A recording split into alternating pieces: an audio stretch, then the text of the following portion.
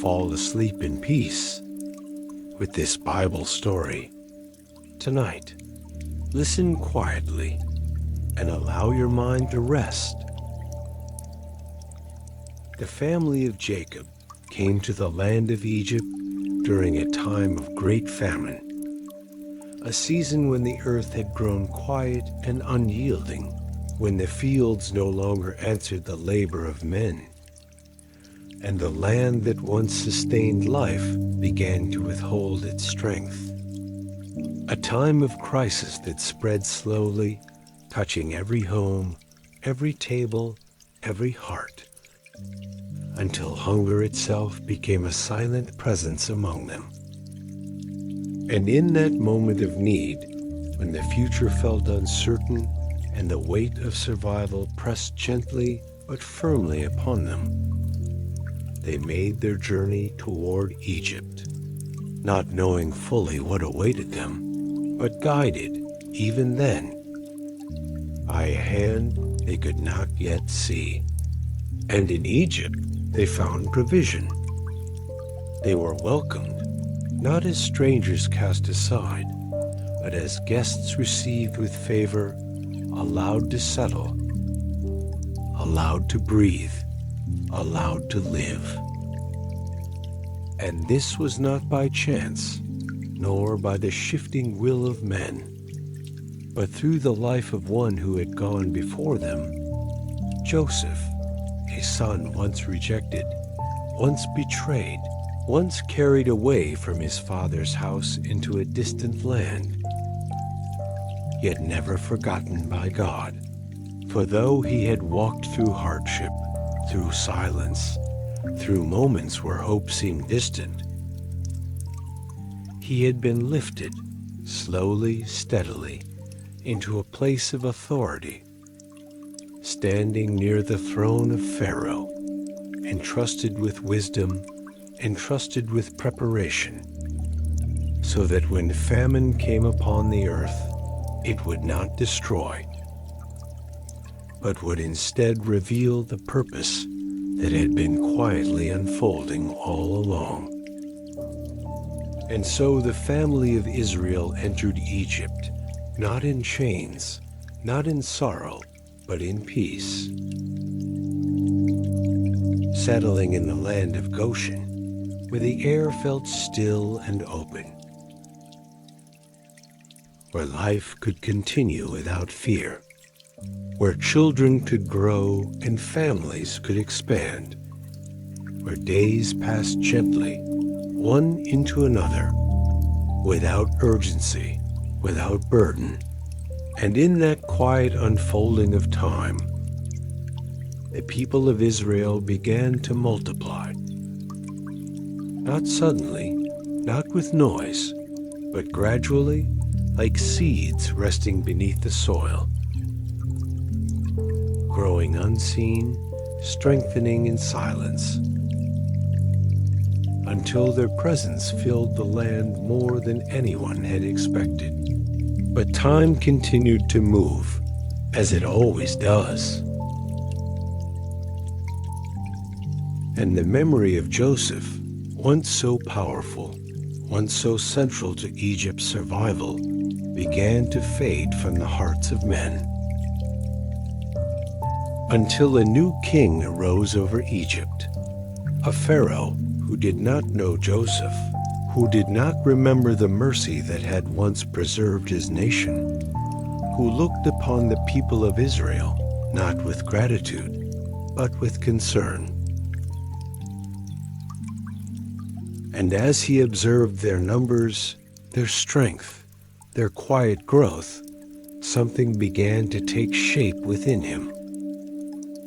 Not understanding, not wisdom, but fear. And fear, when it is left to grow, does not remain still. It begins to speak, to question, to imagine what has not yet happened. And Pharaoh said within himself and among his people, "Look, the children of Israel are more and mightier than we are. What if they rise? What if they join those who oppose us? What if they take what we have built? And in these thoughts, fear deepened, spreading like a shadow, until it no longer remained a feeling, but became a decision. And so, slowly at first, then with greater force, the hand of Egypt turned against Israel. Taskmasters were set over them, not to guide them, but to burden them, to press upon them the weight of labor, to take the quiet rhythm of their lives and replace it with something heavier. And the sound of peace that once filled Goshen began to fade, replaced by the sound of work, of effort, of strain. Bricks formed beneath the heat of the sun. Hands growing tired, backs bending lower with each passing day, voices no longer lifted in ease, but quieted by exhaustion. They built for Pharaoh's store cities, places of strength and wealth, structures that would stand as symbols of Egypt's power, yet the very hands that built them would never rest within them. And even as the burden increased, even as the labor became more demanding, the people of Israel continued to grow, continued to multiply, quietly, persistently, and this troubled Egypt even more. For what could not be stopped by force seemed only to expand beneath it. So the oppression deepened. What had begun as control became harshness, and harshness became cruelty. Their lives, once marked by peace, became bitter, filled with hard service in mortar and brick. In the fields, in every task that was laid upon them, each demand pressing heavier than the last, the days stretching longer, the nights offering little rest, hope becoming something distant, something difficult to hold. And then, from the heart of fear, came an even darker command. Pharaoh spoke to the Hebrew midwives, those who stood at the beginning of life itself, and said, "When you attend the Hebrew women, if the child is a son, you shall end his life." A command that sought not only to control, but to erase, to silence a future before it could even begin. Yet even here, in this shadow, there remained a quiet resistance. For the midwives feared God more than they feared Pharaoh, and they chose life, preserving what had been given, allowing breath to continue, even under threat. Still, the weight of Egypt remained. Pressing, constant, unrelenting.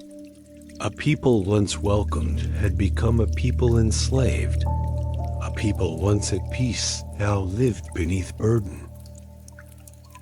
And though their voices were not always heard, though their cries did not always rise above the noise of their labor, something deeper was forming within them. A longing, steady and growing, for something beyond what they could see. A longing for freedom, for release, for the presence of the one who had not forgotten them. And in the stillness, though hidden, though unseen, God was watching. He saw their suffering. He understood their pain. And though the moment of deliverance had not yet come, it was drawing nearer, quietly, steadily, like the first light that comes before the dawn. But for now, the night remained, heavy, quiet, and waiting. And as the weight of Egypt pressed heavier upon the people, as the nights carried quiet sorrow and the days stretched beneath unrelenting labor, there came a moment, hidden, small, yet filled with purpose. A child was about to be born. A son to a man named Amram and a woman named Jochebed. From the house of Levi, a family like many others, living beneath the same burden, breathing the same heavy air of oppression, yet chosen for something far greater than they could yet understand. And when the child was born, they saw that he was beautiful, not only in form, but in something deeper, something quiet, something set apart. And in a time when fear had become law, when Pharaoh's command hung over every household like a shadow, they chose to hide him, to protect what had been given, to hold on. Even when the cost was great, and for 3 months, they kept him close, hidden from the eyes of those who would take him away, listening carefully, moving gently, living between hope and fear. But there comes a moment when hiding is no longer possible, when the sound of a child's cry cannot be contained, and the risk grows too great. And so, with a courage that does not come from certainty, but from faith, Jochebed prepared a small basket, woven carefully, sealed so that water would not enter, and she placed the child inside, not as one abandoned, but as one entrusted, releasing him into the quiet flow of the Nile, into a future she could not control, but into the hands of a God who sees. And nearby, watching, waiting, stood his sister Miriam, her eyes fixed upon the water, her heart steady, following the basket as it drifted gently among the reeds, carried not by chaos, but by a quiet direction, until it came to rest near the place where the daughter of Pharaoh had come down to bathe. And as she walked along the river, surrounded by her attendants, she saw the basket, small, resting among the reeds. And when it was brought to her and opened, the child cried. And in that sound, something shifted within her, not judgment, not rejection, but compassion. And she knew this was one of the Hebrew children, and yet she chose to preserve him, to receive him, to bring him into her own care. And in that moment, what had been set in motion quietly began to unfold openly, for Miriam stepped forward, with wisdom beyond her years, and offered to find a woman to nurse the child.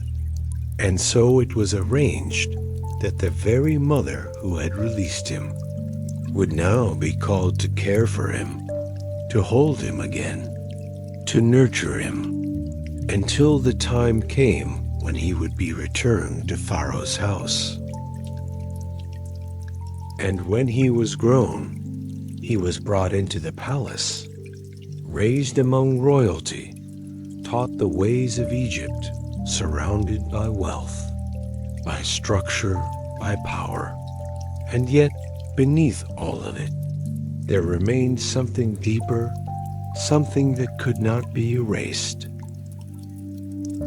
The quiet truth of who he was and where he had come from. And this child was called Moses, drawn out, taken from the water, preserved for a purpose not yet revealed. And as the years passed, Moses grew strong in knowledge, strong in presence, yet divided within. For though he lived among the Egyptians, his heart was not fully at rest there. And one day, as he went out among his people, he saw their burdens. He saw the weight they carried. He saw the suffering that had become their daily life. And something within him stirred, and in a moment, sudden, unplanned, he saw an Egyptian striking a Hebrew, one of his own people, and looking this way and that, seeing no one, he acted, and the Egyptian fell, and what had been hidden within him was now revealed. And though the act was done in silence, it could not remain hidden for the next day. When he went out again and saw two Hebrews struggling with one another and tried to bring peace, the answer came back to him, sharp and unexpected. Who made you ruler and judge over us? Do you intend to kill me as you killed the Egyptian? And in that moment, Moses knew the matter was known. And when Pharaoh heard, the response was swift. Moses was no longer safe, and so he fled, leaving behind the palace, leaving behind Egypt, stepping into the unknown once more, not as a prince, but as a man without a place, guided again, though he did not yet see it clearly. And he came to the land of Midian, a place quieter, removed from the power and noise of Egypt. And there, by a well, he sat, resting, waiting, until he encountered the daughters of a man named Jethro, who had come to draw water, yet were driven away by others. And Moses, once raised in power, now standing in humility, rose to help them, to protect them, to serve. And this moment, simple, unnoticed by many, became the beginning of something new.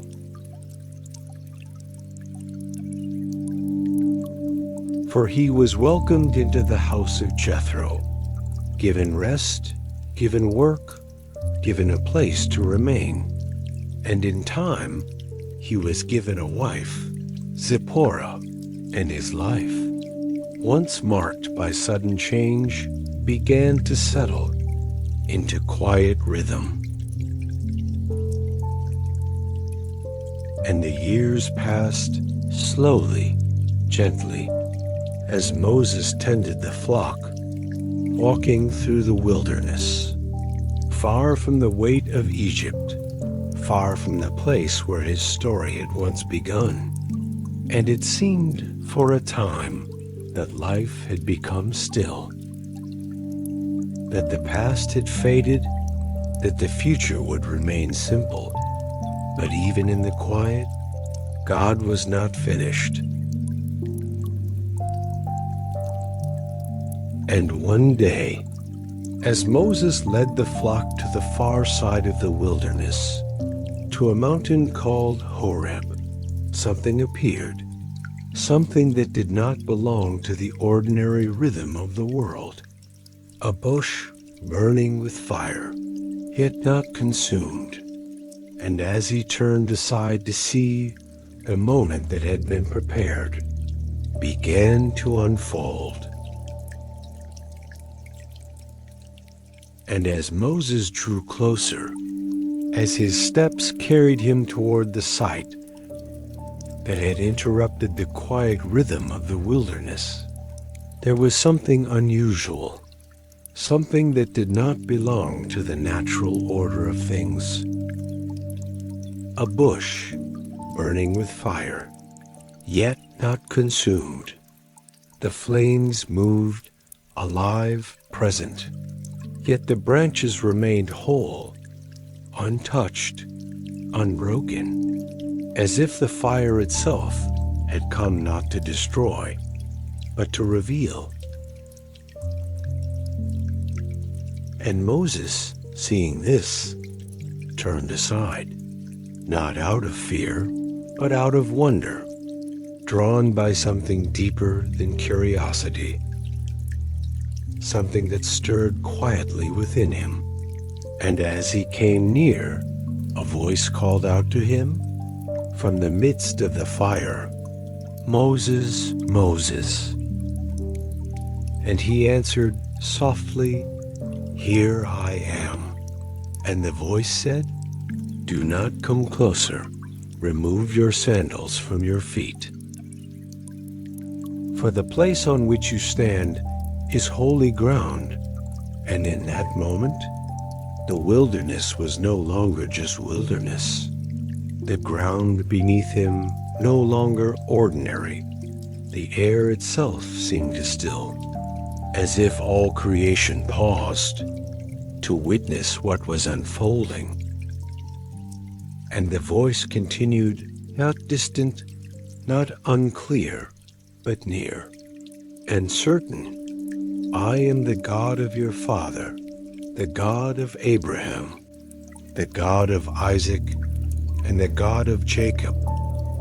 And at these words, Moses hid his face, for he was afraid to look upon God,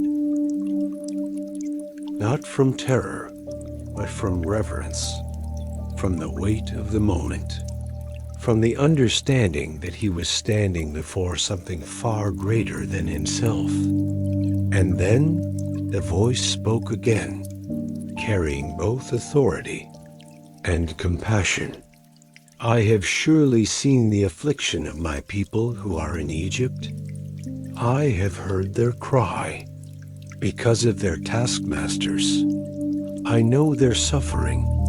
And in these words, there was no distance, no absence, but presence, awareness, a God who sees, a God who hears, a God who knows.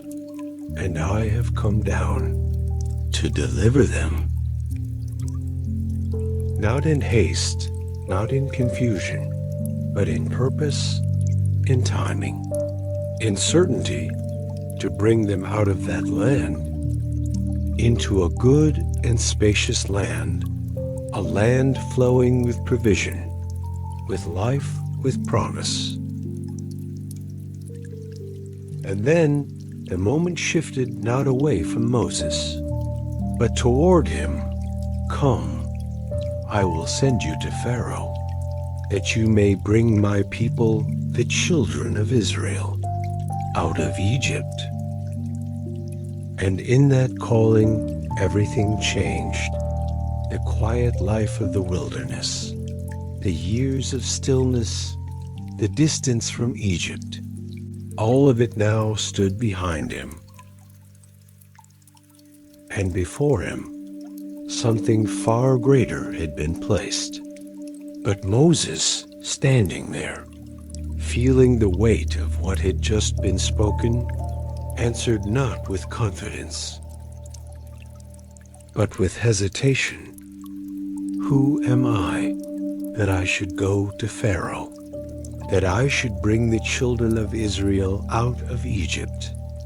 And in that question, there was honesty, there was humility, there was the awareness of his past, of his failure, of the years he had spent far from the place he was now being called to return.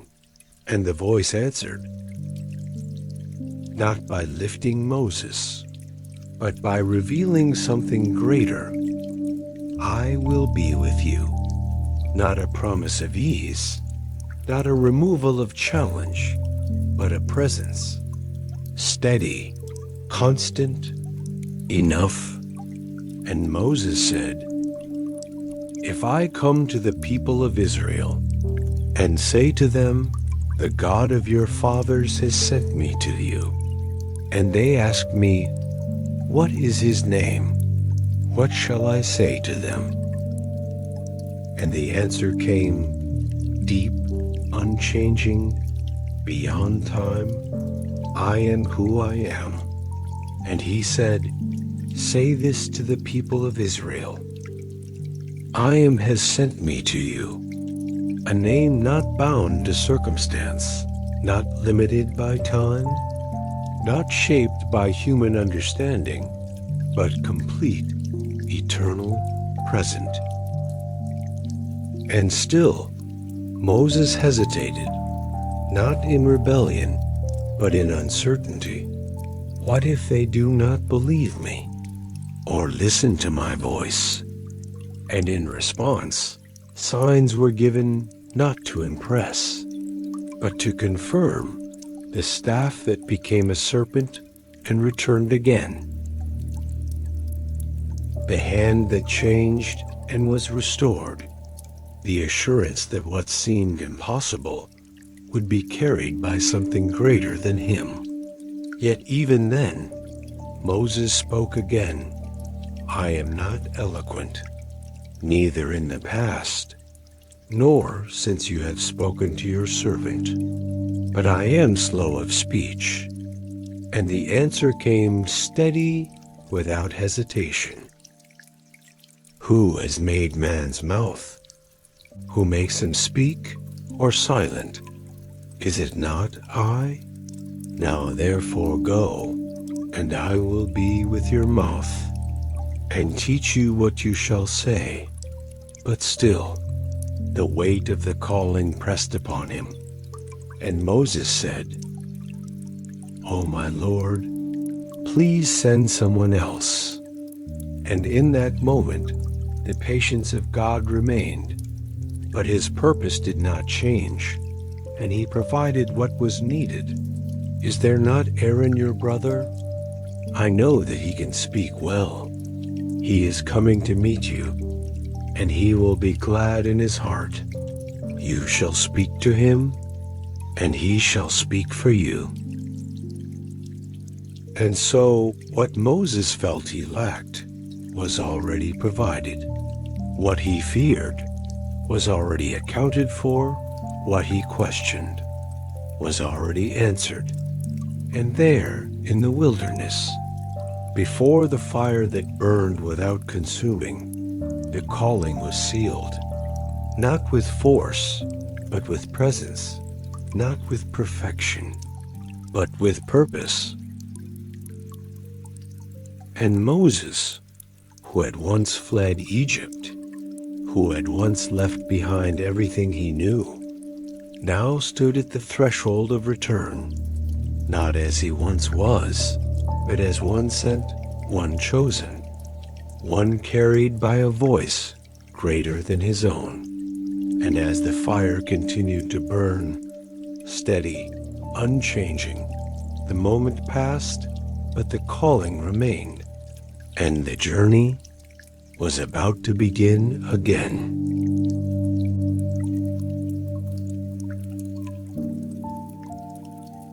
And after the voice had spoken, after the fire that burned without consuming had revealed what had been hidden, Moses remained for a moment in the stillness, holding within him the weight of what had just been given, a calling not chosen, yet undeniable, a path not easy, yet already unfolding.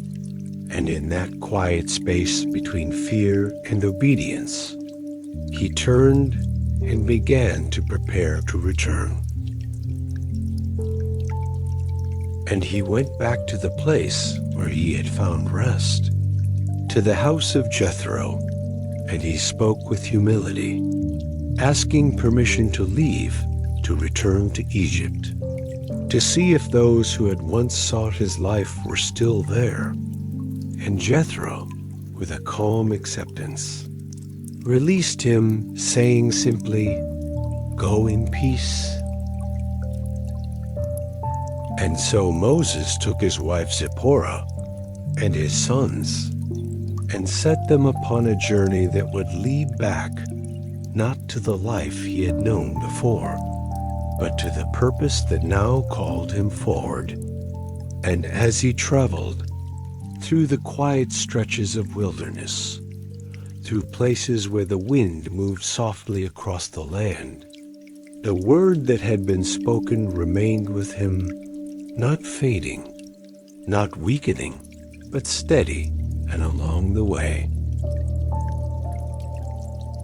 Just as it had been promised, his brother Aaron came to meet him, drawn by the same unseen direction. And when they saw one another, there was recognition, there was connection, there was the beginning of partnership. And Moses told Aaron everything, the words that had been spoken, the signs that had been given, the calling that now rested upon them both. And together they entered Egypt, the place once left behind, the place of memory, of tension, of unfinished moments. And they gathered the elders of Israel, speaking to them not from their own strength, but from what had been revealed. And Aaron spoke the words, while Moses performed the signs, and the people, who had long lived beneath silence, began to listen. And as understanding reached them, something within them stirred, and they believed. And when they heard that God had seen their affliction, that he had remembered them, they bowed their heads and worshipped. And then the moment came, the one that would set everything into motion. Moses and Aaron went before Pharaoh, entering the place of power, the place of authority, where decisions were made that shaped the lives of many, and standing there, not as rulers, not as equals, but as those sent with a message, they spoke, "This is what the Lord, the God of Israel, says. Let my people go, so that they may hold a feast to me in the wilderness." And the words, though spoken calmly, carried weight, and Pharaoh, hearing them, responded not with agreement, but with resistance. "Who is the Lord, that I should obey his voice, and let Israel go? I do not know the Lord, and I will not let Israel go." And in that moment, the tension became clear, not only between men, but between authority and authority, between what is seen and what is unseen. And though Moses and Aaron spoke again, explaining the need, asking again for release, Pharaoh's heart remained unchanged. And instead of relief came increase, not of mercy, but of burden. Pharaoh turned to his taskmasters and gave a command that the people should no longer be given straw to make bricks, but should gather it themselves, while still producing the same amount. The same demand, without the same provision, and suddenly, what had already been heavy became heavier, and the people of Israel scattered throughout the land, gathering stubble, searching for what they needed to meet the demands placed upon them. Their labor intensified, their strength tested, their days filled with even greater strain. And when they could not meet the expectation, they were struck, questioned, pressed further, as if effort itself was no longer enough. And the foremen of Israel, those placed between the people and the taskmasters, came before Pharaoh, pleading, asking why this was being done. And Pharaoh answered not with compassion, but with accusation. You are idle. That is why you say, let us go and sacrifice. Now go work. No straw will be given to you. Yet you must deliver the same number of bricks. And when they left Pharaoh's presence, the weight of what had been spoken fell upon them. And they saw Moses and Aaron standing there, and in their pain, in their frustration, they turned toward them. May the Lord judge you, for you have made us a stench in the sight of Pharaoh, and have put a sword in his hand to kill us. And the moment that had begun with hope now felt uncertain, as if the path forward had only brought deeper difficulty. And Moses, hearing this, carrying both the calling and the response of the people, turned again, not to Pharaoh, but to God. O Lord, why have you brought trouble upon this people? Why did you send me? For since I came to Pharaoh, he has done evil to this people, and you have not delivered your people at all. And in that question, there was not rebellion, but weight, not doubt in God, but struggle within the moment. The tension between what was promised and what was being seen, and yet, even here, the story was not breaking. It was unfolding. And the silence that followed was not absence, but preparation for what would come next, not slowly, not quietly, but with power, with signs, with a movement that could not be ignored. And though it did not yet appear, the beginning of deliverance had already started.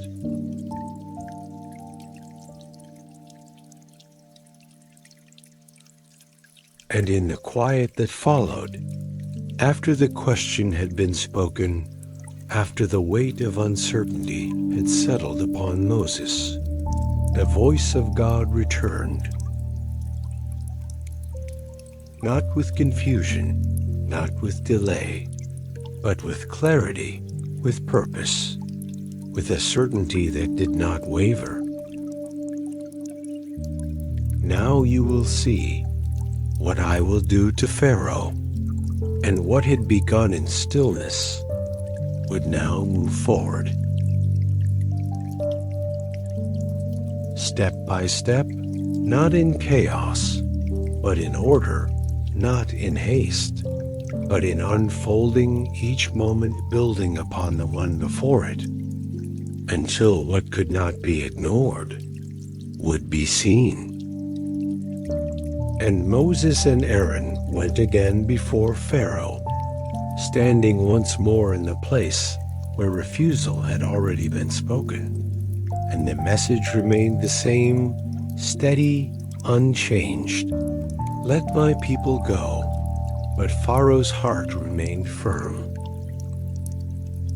unmoved, close to what was being asked. And so the first sign came. And at the edge of the Nile, the water that had long sustained Egypt, the river that carried life through the land, was struck, and it changed.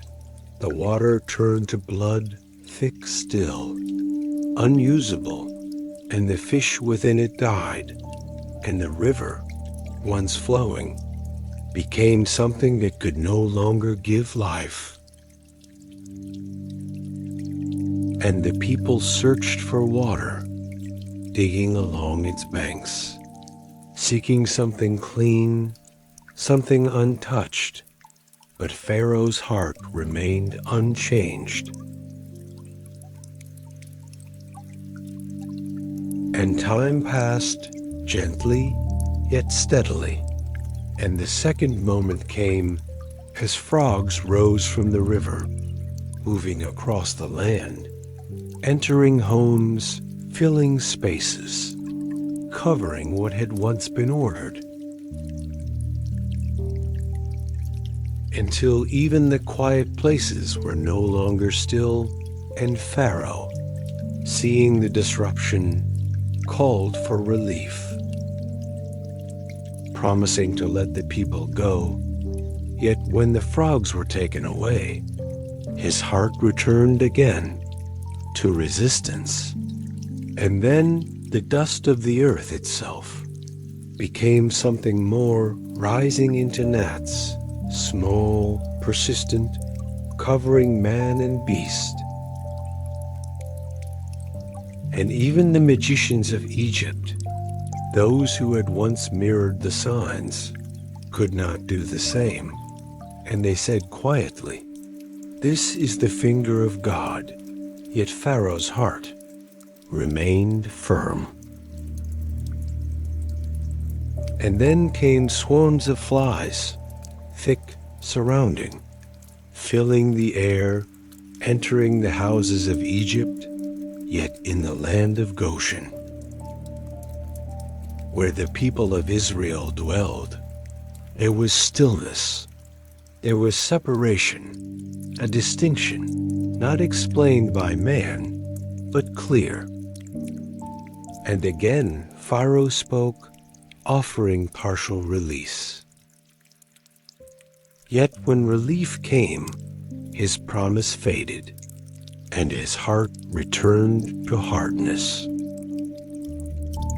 And the next moment followed, as a disease came upon the livestock of Egypt, the horses, the cattle, the flocks, and they fell, while the livestock of Israel remained.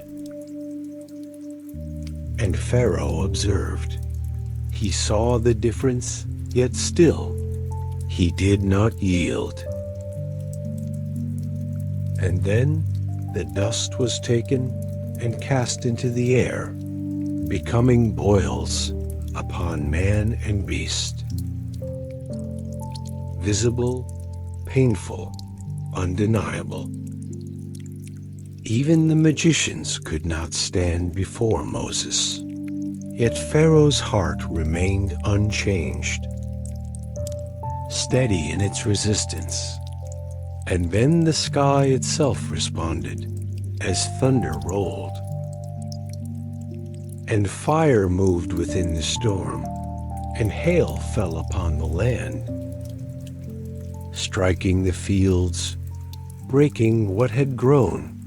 Yet in Goshen there was quiet, there was protection, and some among Egypt, hearing the words spoken beforehand, chose to bring their servants and livestock inside, and they were spared. Yet others did not listen, and the destruction came, and Pharaoh again spoke, "I have sinned. The Lord is righteous." Yet when the storm ceased, his heart returned once more to hardness. And then came the locusts, carried by the wind, covering the land, consuming what remained, leaving nothing behind, no green, no growth, only what had already been taken. And Pharaoh called again, asking for forgiveness, asking for relief. Yet when the locusts were driven away, the pattern remained. His heart did not change. And then a darkness fell, not the absence of light alone, but a heaviness, a stillness, a presence that covered Egypt for 3 days. so that no one moved, no one saw.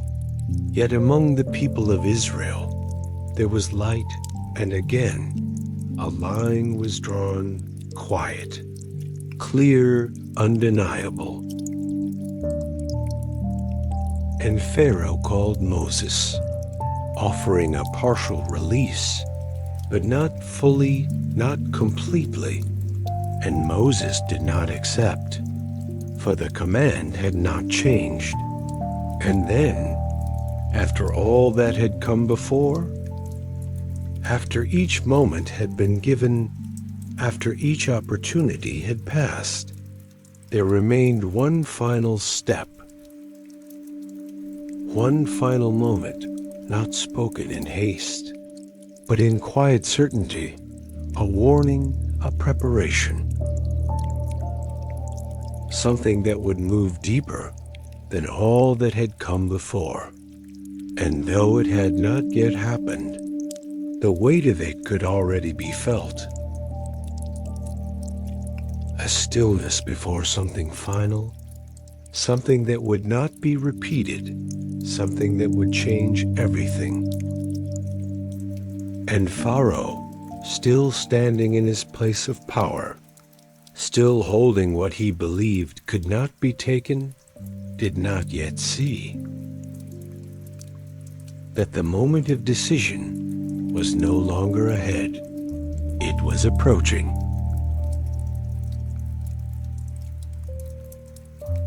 And after all that had come before, after the river had changed, after the land had been covered, after the sky itself had responded, there remained a stillness, a pause, a moment set apart from all others, as if time itself slowed, as if everything that had been unfolding was now gathering into one final night, a night not of noise, but of preparation, not of confusion, but of instruction given clearly, gently, with purpose. To the people who had waited, who had endured, who had carried the weight of Egypt upon their shoulders for so long. And God spoke to Moses and Aaron, giving them words to pass on, not suggestions, not possibilities, but precise direction. Each household shall take a lamb without blemish, a lamb set apart, a lamb kept carefully until the appointed time. And the people listened quietly, attentively, for something in the air had changed, something deeper than the plagues, something that carried both weight and meaning. And they were told, "You shall take its blood and place it upon the doorposts and upon the lintel of the house, where you will eat." A marking simple yet profound, not for display, not for men to see, but as a sign, as a covering, as an act of trust. And inside the homes, there was movement, but not hurried, not chaotic, rather careful, intentional.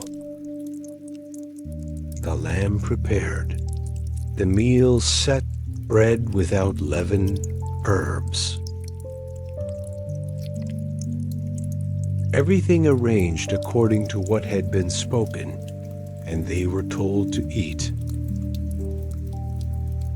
Not slowly, not as if they would remain, but ready, with their garments prepared, their sandals on their feet, their staff in their hand, as those who would soon depart. And outside, Egypt remained, unaware of the fullness of what was about to unfold. The streets quiet, the homes still, yet beneath the surface, The moment was drawing near. A moment unlike any that had come before, not repeated, not echoed, but singular. Final, and the instruction had been given. When I see the blood, I will pass over you, and no harm will come to your household. And in that promise, there was both protection and separation. A distinction not made by strength, not made by position, but by obedience, by trust, by covering. And so the night deepened, slowly, gently. The hours moving forward, as families remained within their homes, gathered together, not fully knowing what they would witness, but holding on to what had been spoken, holding on to the sign that had been placed upon their doors. And at midnight, the stillness was broken, not gradually, but completely, as something moved through the land, unseen, undeniable, touching every household in Egypt, except those marked, except those covered, except those who had followed what had been given. And from Egypt there rose a sound, not of confusion, but of grief, deep, heavy, spreading from one house to another, from one place to the next, until it filled the land. A cry unlike any before, for there was no house where loss had not come. But in the homes of Israel there was quiet. There was stillness. There was preservation, not because they were stronger, not because they had earned it, but because they were covered, because they had trusted, because they had obeyed. And in that night, everything changed. And Pharaoh, who had stood firm, who had resisted again and again, who had refused to release what he held, now rose, not in power, but in surrender. And he called for Moses and Aaron, even in the night, and his voice, once filled with command, now carried urgency. Rise, go out from among my people, both you and the children of Israel. Go serve the Lord as you have said. Take your flocks, take your herds, and go, and bless me also. And Egypt, once the place of control, now urged them to leave, pressing them to go quickly, for fear had spread. Not the fear that had once led to oppression, but the fear that comes when something greater has been seen. Something that cannot be denied. And the people of Israel moved not in confusion, but in readiness, just as they had been told, taking what they had, carrying what was prepared. And even as they departed, the Egyptians gave to them silver, gold, garments, sending them away, not empty, but with provision.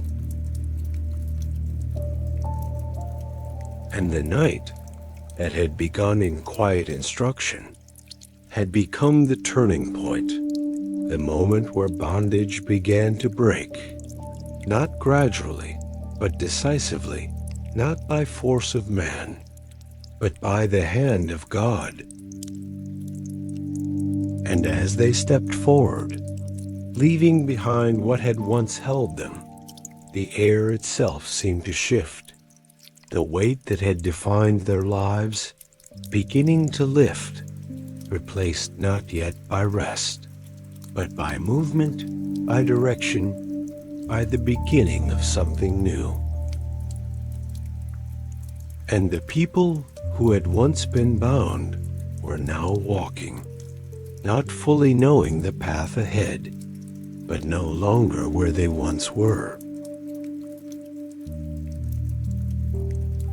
And as the night gave way, slowly, gently, to the first light of morning, the land of Egypt stood changed. Not in its buildings, not in its structures, but in its atmosphere. In its silence, in the weight that lingered after what had taken place. And the people of Israel, who had waited, who had endured, who had carried the burden of years upon their shoulders, now began to move, not as they once had, not under command, not under force, but with purpose, with direction, with a quiet urgency that came not from fear, but from release. And they gathered families together, belongings prepared, children close, the memory of the night still fresh within them. And as they stepped forward, leaving behind the land that had once held them, there was no turning back, no hesitation, for the moment had come, and what had been spoken was now unfolding. And their number, though not counted in that moment by those who walked, was great: men, women, children, a multitude, moving together, not in chaos, but in flow, like a river that had long been held back, now released, finding its way forward, beyond what had once contained it. And as they departed, the people of Egypt, who had once ruled over them, now pressed them to go quickly, urging them forward. For the memory of the night remained, and fear lingered in its wake, and in that urgency, something unexpected took place. For the Israelites asked, and the Egyptians gave silver, gold, garments not taken by force, but given freely,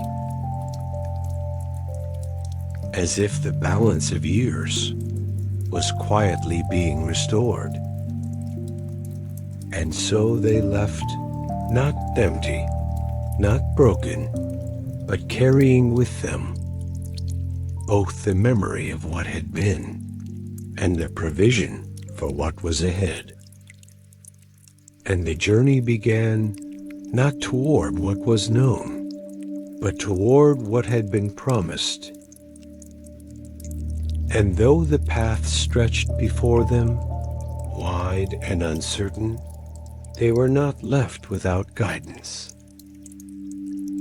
For the presence of God, which had been unseen, now began to lead them in a way that could not be mistaken.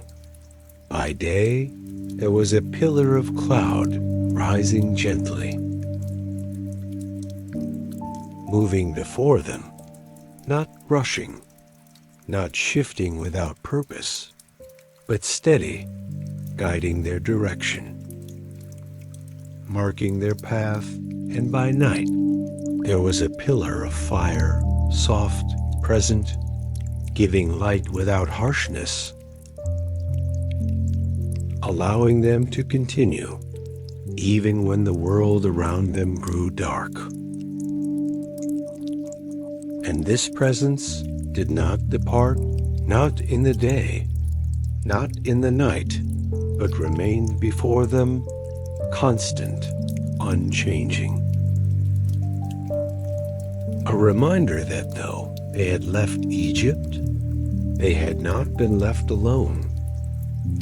And as they moved forward, step by step, the distance between them and what had once held them began to grow.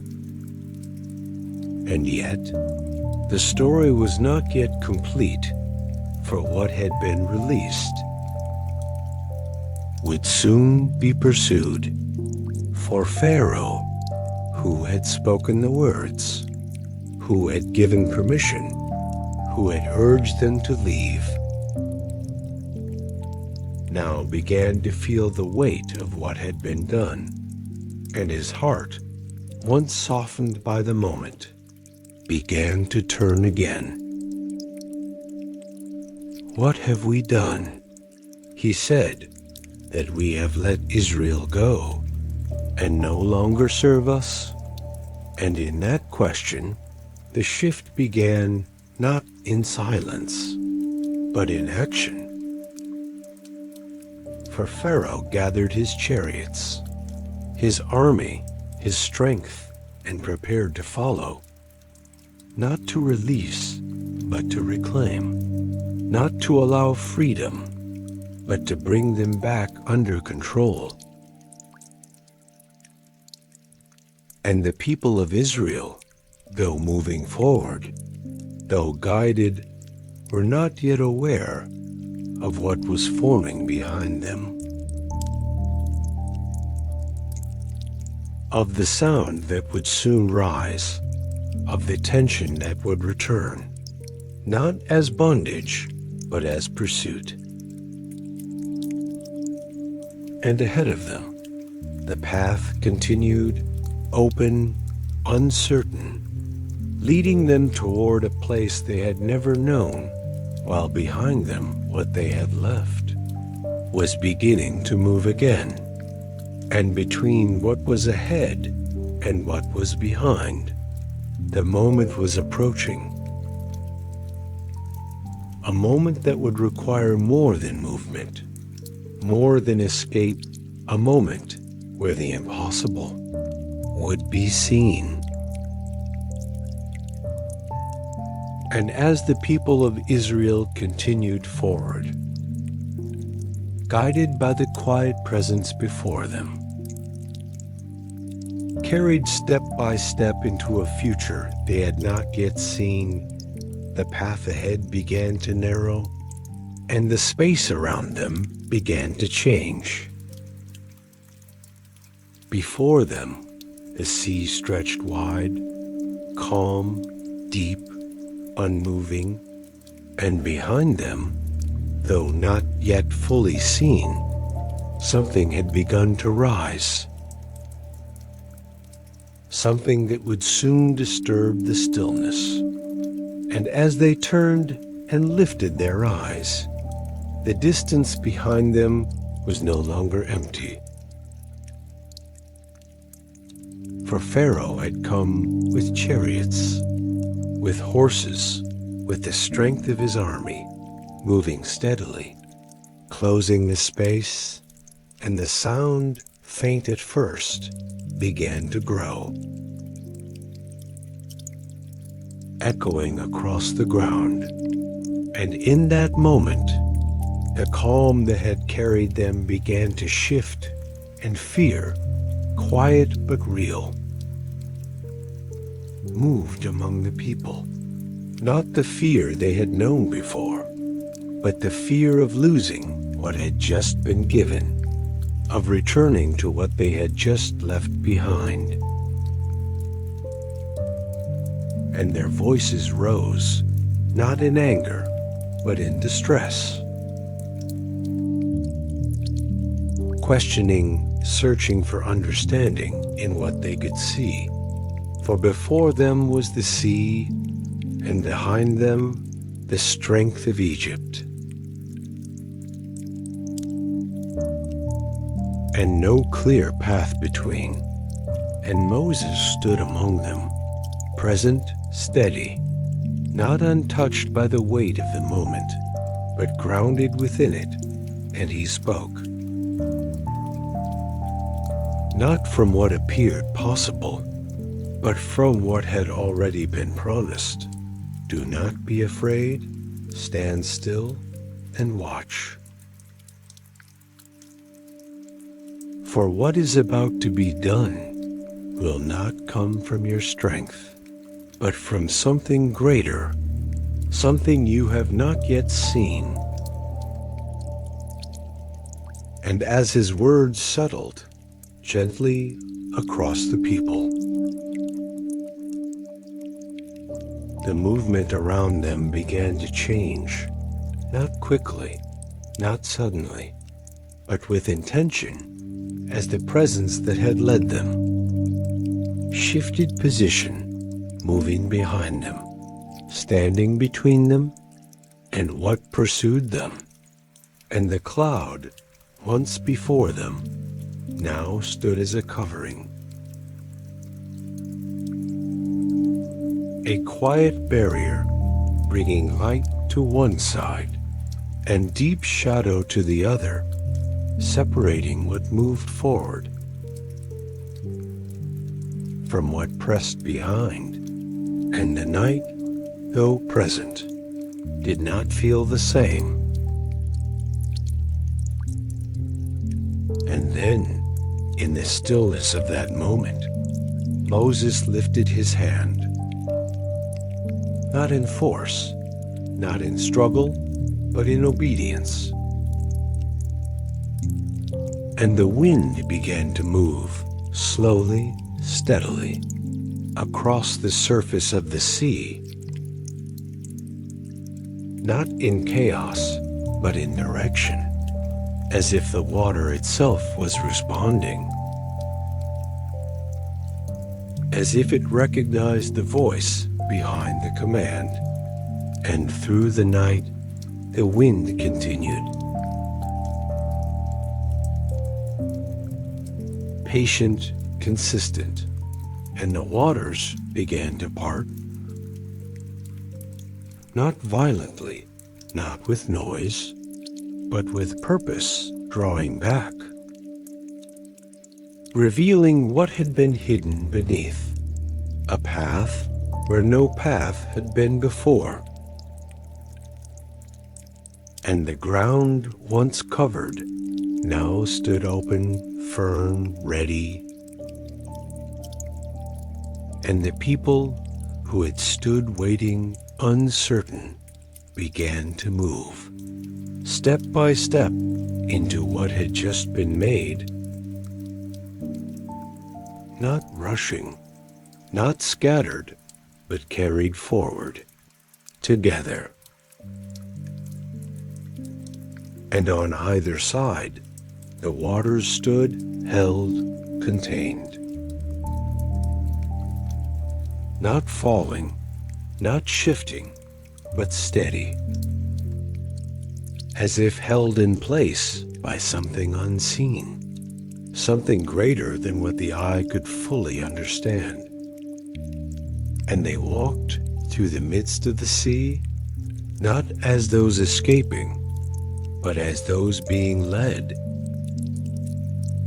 guided not only by the path beneath them, but by the presence that had never left them. And behind them, the army of Egypt followed, entering the same path, moving into what had been opened, believing that what had been made was theirs to take. Yet the moment had already begun to turn.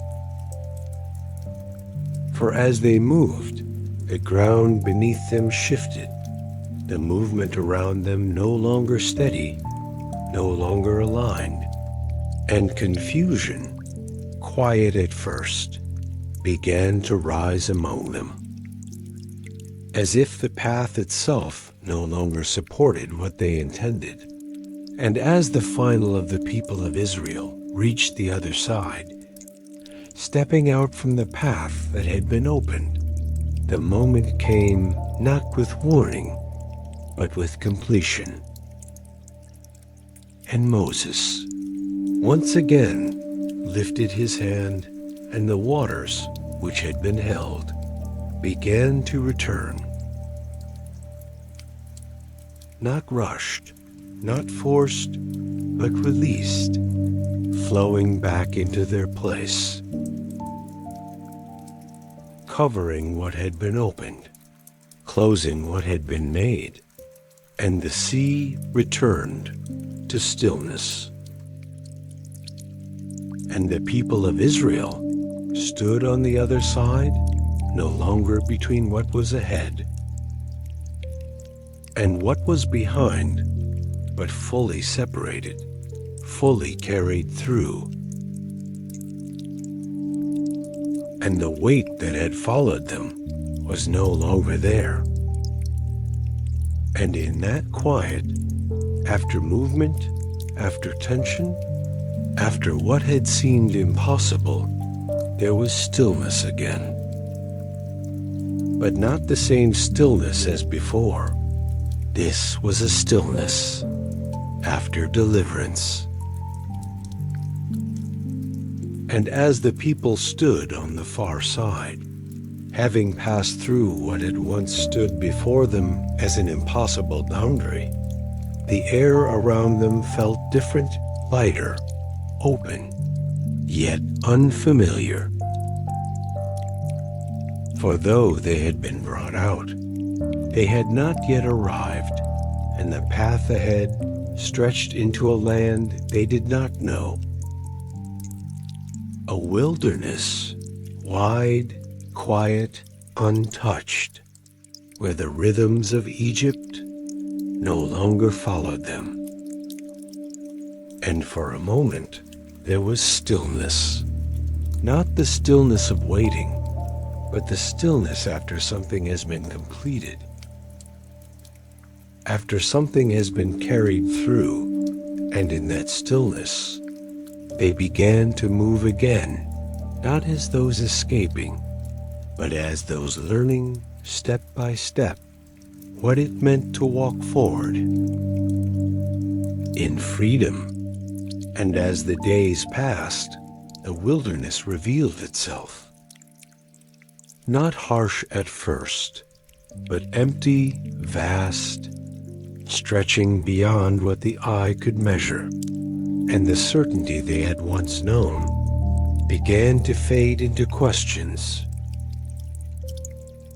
For the land did not offer what Egypt had offered, and what they had left behind, though painful, had been familiar.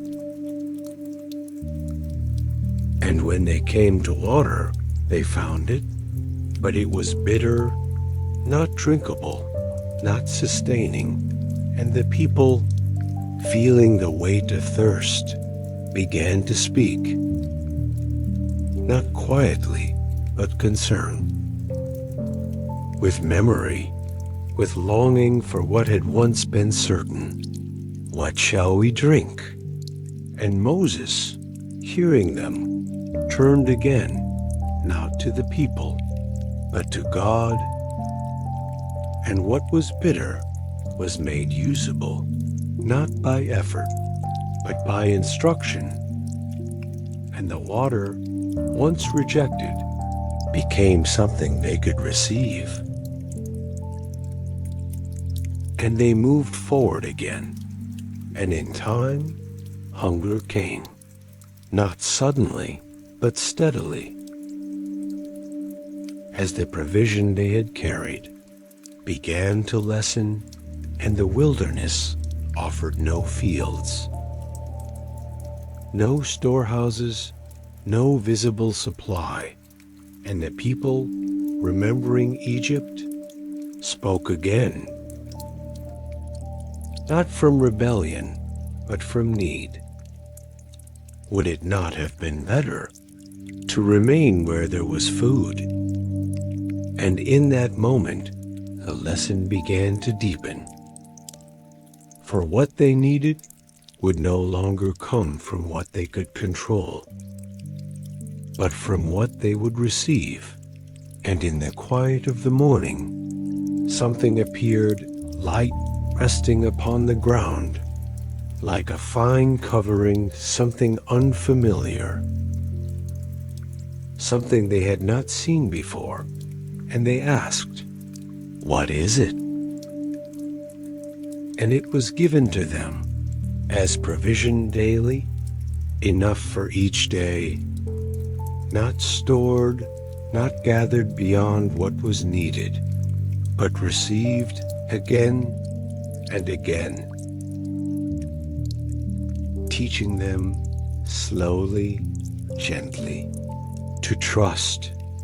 And in the evening, there was also provision brought to them, not earned, not hunted, but given. And in this rhythm, morning and evening, day after day, they were sustained, not by what they built, but by what they were given. And still the journey continued, and again there came a place where water was not found, and the people, weary, uncertain, spoke again, and Moses once more turned to God and was shown what to do. And from what seemed solid, from what seemed unyielding, water came forth, enough for all. And through each moment, through each need, through each question, something was being formed within them. Not quickly, not all at once, but steadily, a new way of living, a new way of seeing, not based on what they had known before, but on what they were now learning. And the presence that had led them remained the cloud by day, the fire by night, never leaving, never fading, guiding them. Not only in direction, but in understanding, showing them that though the wilderness was unfamiliar, they were not alone within it. And what had begun as a journey out of Egypt was becoming something deeper, a journey into dependence, into trust, into a relationship that was not built on what they could see, but on what had been revealed to them again and again. And as the days moved forward and the path continued, the people who had once been bound were now learning how to walk, not just in freedom, but in faith. And the wilderness, though wide, though quiet, though at times uncertain, became the place where they were shaped, not by ease, but by presence, not by abundance, but by provision, not by certainty, but by trust. And in the stillness of that unfolding, as the journey continued beyond what could be fully seen, there remained a quiet truth, steady, unchanging, that the same God who had brought them out would also lead them forward.